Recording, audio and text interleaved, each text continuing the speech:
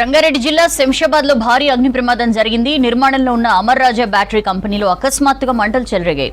ఇవి 3వ అంతస్తు వరకు వ్యాపించాయి. దీంతో భవనంలో పనిచేస్తున్న 150 మంది కార్మికులు భయంతో పరుగులు తీశారు.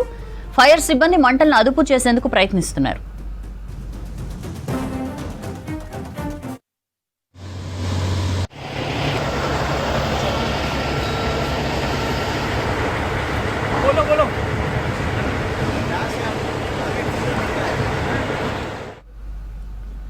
రంగారెడ్డి జిల్లా శంషాబాద్ లో భారీ అగ్ని ప్రమాదం జరిగింది. నిర్మాణంలో ఉన్న అమర్ రాజా బ్యాటరీ కంపెనీలో అకస్మాత్తుగా మంటలు చెలరేగాయి.